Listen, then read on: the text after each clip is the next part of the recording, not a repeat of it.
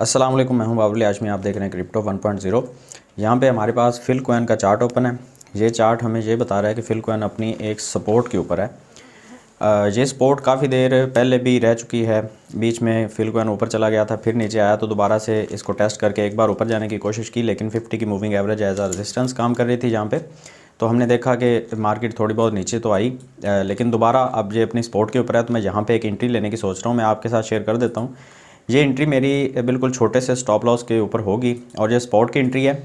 ये एक रिस्क की एंट्री है। मैं ऑलरेडी आपको पहले बता चुका हूँ कि जब मार्केट में हम बहुत ज़्यादा ख़बरों के बीच में फंसे होते हैं तो वहाँ पे कोई भी एंट्री जब हम लेते हैं तो वो एक रिस्क की एंट्री होती है।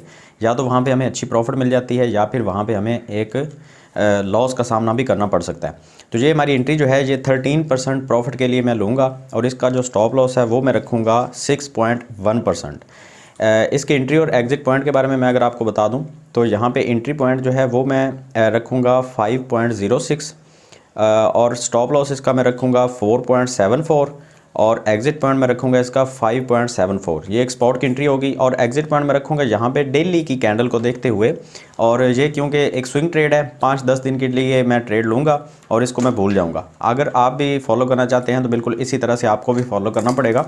और यहाँ पे 50 की मूविंग एवरेज तक मैं इसको जो है वो होल्ड करके रखूँगा, क्योंकि यहाँ से रिजेक्ट होकर मार्केट वापस आने के चांसेस हैं। अगर खबर बुरी आएगी तो मेरा 6% का जो स्टॉप लॉस है वो हिट होगा। ये मैं ऑलरेडी आपको पहले भी बता चुका हूँ कि आज 13 अक्टूबर है तो सीपीआई की रिपोर्ट आएगी। सीपीआई की रिपोर्ट जो है वो हमारे हक में आने के चांसेस हैं, इसलिए मैं ये कर रहा हूँ। अच्छा, वैसे बाकी मार्केट का भी थोड़ा सा जायज़ा लेंगे। आगे चलते हैं, थोड़ी सी बात कर लेते हैं बीएनबी के बारे में। बीएनबी का एक राइजिंग वेज पहले छोटा सा एक बना था, मैं आपको दिखा देता हूँ यहाँ पे। और इस राइजिंग वेज का जो रिज़ल्ट आया था वो ये था कि 6% बीएनबी हमें जो है वो यहाँ से इस राइजिंग वेज के बाद ये जो राइजिंग वेज बना था इसके बाद 6% हमें डाउन जाता हुआ नज़र आया और इस पॉइंट से वापसी हो गई, ठीक है। लेकिन अब क्या है, दोबारा से ये जो राइजिंग वेज अब हमें बनता हुआ नज़र आ रहा है ना, ये बहुत बड़ा राइजिंग वेज है और ये हमें 4 आवर के टाइम फ्रेम के ऊपर बनता हुआ नज़र आ रहा है। वैसे मैं 1 आवर के टाइम फ्रेम के ऊपर आपको दिखा रहा हूँ अभी, ताकि अच्छे तरीके से आपको समझ आ जाए।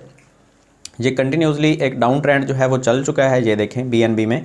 और इस ट्रेंड का जो रिज़ल्ट आना है वो ये आएगा कि बीएनबी अब ज़्यादा से ज़्यादा जब बीएनबी बहुत अच्छा अगर ये करेगा ना परफॉर्म, तो ये $260 तक आके वापस जाएगा। इससे पहले इसकी वापसी के चांस नहीं है, क्योंकि यहाँ पे आप देख सकते हैं कि 1 आवर के टाइम फ्रेम के ऊपर हमें जो 50 की मूविंग एवरेज की लाइन है वो काफ़ी दिनों से नीचे ही उसके मार्केट नज़र आ रही है और क्रॉस हो चुका है। अगर हम 4 आवर के टाइम फ्रेम के ऊपर आते हैं तो आप देख सकते हैं कि यहाँ पे क्रॉस होने वाला है। अब ये जो क्रॉस 4 आवर के टाइम फ्रेम के ऊपर होगा, अगर ये बिल्कुल इसी तरह से क्रॉस होता है, ये इस तरह से, तो हम देखेंगे कि मार्केट जो है वो हमें इस कंडीशन में नीचे आती हुई नज़र आएगी, ठीक है। तो ये मेरी प्रेडिक्शन है, ये गलत भी हो सकती है, सही भी हो सकती है। मार्केट किसी के बाप की नहीं है, लेकिन ये जो साइन बन रहा है अभी, ये मार्केट को मज़ीद नीचे लेके ही आएगा। अगर बहुत कोई अच्छी खबर आ जाएगी तो हम बीएनबी के अंदर जो है वो वेट नहीं करेंगे, हम यहाँ पे एक एंट्री ले भी सकते हैं।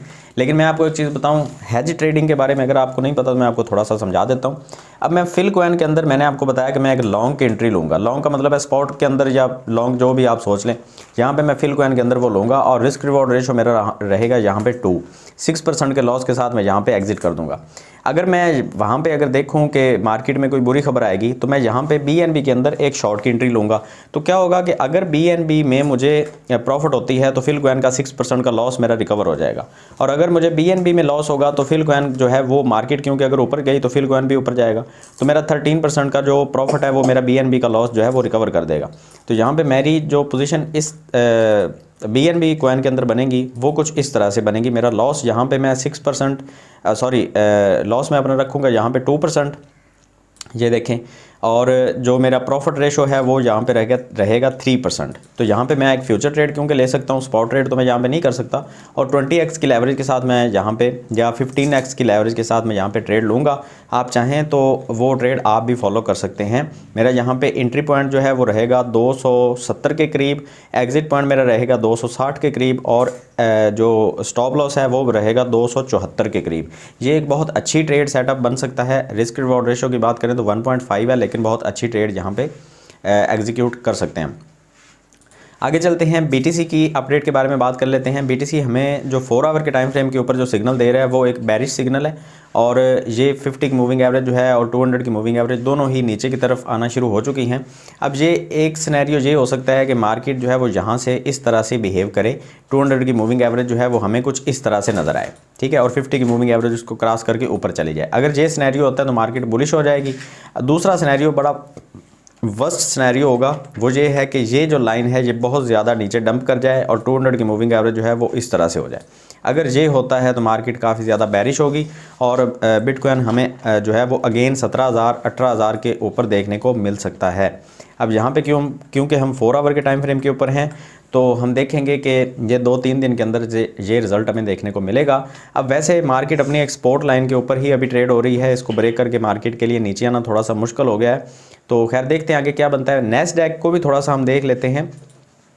नैस्डैक ने कल जो क्लोजिंग की है वो फिर एक नेगेटिव पॉइंट के ऊपर आके क्लोज़ हो गया है नैस्डैक, जो कि उम्मीद भी यही की जा रही थी। उसकी वजह ये है कि हम अगर डॉलर के इंडेक्स की बात करते हैं तो डॉलर हमें कंटिन्यूसली ऊपर जाता हुआ नज़र आ रहा है। मैंने आपको बताया था कि अगर डॉलर 109 के ऊपर आ जाता है और यहाँ पे ट्रेड होना शुरू हो जाता है यहाँ पे, तो एक अच्छा सिग्नल बन रहा था मार्केट के अंदर। लेकिन जहाँ पे क्या हुआ कि मार्केट जो है वो इस लाइन को तोड़ के मार्केट नीचे नहीं आ सकी। अगर नीचे आती तो हम सब के लिए एक बहुत अच्छा सिग्नल यहाँ पे बन सकता था। अब ऐसा क्योंकि हुआ नहीं है, मार्केट ऊपर चली गई। तो अब हम देख रहे हैं कि डॉलर के नीचे आने के अभी कोई चांस नहीं है। अगर आप कैंडल्स के ऊपर थोड़ा सा गौर करें तो आपको नज़र आएगा ग्रीन कैंडल्स 4 बनती हैं तो रेड 1 बनती है, और ग्रीन कैंडल्स के साइज़ आप देखें बड़े बड़े हैं, रेड कैंडल का साइज़ बहुत छोटा है। तो इसका मतलब ये है कि अभी मार्केट जो है वो बायर्स के कंट्रोल में है, डॉलर का रेट अभी मज़ीद ऊपर जाने के चांसेस हैं। इस रेजिस्टेंस तक तो कम से कम मार्केट जाएगी, यहाँ से रिजेक्शन हो सकता है बने। अगर रिजेक्शन बनेगा तो मार्केट को हम ऊपर जाता हुआ देखेंगे। तब तक BTC, BNB और अथीरियम तीनों कॉइन्स हमें नीचे आते हुए नज़र आएंगे। BTC की डोमिनेंस के बारे में बात कर लेते हैं ताकि हमें अच्छे तरीके से आइडिया हो कि BTC की डोमिनेंस जो है वो कहाँ पे है। ये देखें, मैं फिलकॉइन के अंदर एंट्री लेने का इसलिए सोच रहा था, BTC के अंदर अभी एंट्री की मैंने इसलिए बात नहीं की कि BTC की डोमिनेंस अभी अपनी पीक पे है और काफ़ी दिनों से इस रेजिस्टेंस को टच करके बार बार BTC की डोमिनेंस जो है वो वापस आ जाती है, जहाँ से पैसे निकल के आल्ट कॉइन्स के अंदर डिवाइड हो जाते हैं। अब ये जो पैसे हैं ये साफ ज़ाहिर है आल्ट कॉइन के अंदर जाएंगे तो वहाँ पे आल्ट कॉइन्स के अंदर हमें अच्छा पंप देखने को मिलेगा और BTC के अंदर हमें उतना अच्छा पंप देखने को नहीं मिलेगा, ठीक है। तो इन सारी चीज़ों का आपने ख्याल रखना होता है। उसके बाद हम BTC का बैलेंस भी देखते हैं। मार्केट में जो एक्सचेंजेस हैं उनके पास BTC का बैलेंस कितना पड़ा हुआ है, इस चीज़ के ऊपर भी नज़र रखना जो है वो बहुत फ़ायदेमंद साबित होता है। ये देखें, BTC जो है वो -1 लाख में चला गया है। हमने देखा है कि जब भी BTC का बैलेंस जो है वो बहुत नीचे जाता है तो उसके बाद एक्सचेंजेस जो हैं वो वेट कर रही होती हैं BTC के एक डंप के लिए और उसके बाद एक्यूमुलेट करना शुरू करती हैं, BTC को जमा करना शुरू कर देती हैं।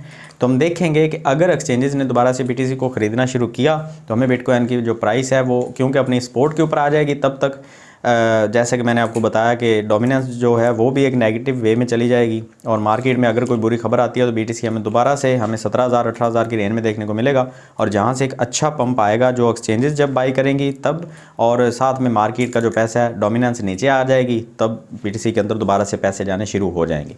ये एक टोटल सिनेरियो है मार्केट का। अगर आपको इसके अलावा किसी और कॉइन के बारे में जानकारी चाहिए तो आप कमेंट सेक्शन में बता सकते हैं। मैं अपनी पूरी कोशिश करूँगा मैं आज एक वीडियो और अपलोड कर दूँ आज रात से पहले और मार्केट में अगर कोई और ख़बर आती है तो वो आपके साथ लाजमी शेयर की जाएगी। अगर ये वीडियो अच्छी लगी तो उसको लाइक कीजिए, कमेंट कीजिए, शेयर कीजिए। मिलते हैं नेक्स्ट वीडियो में। दो में याद रखिएगा। अल्लाह हाफ़िज़।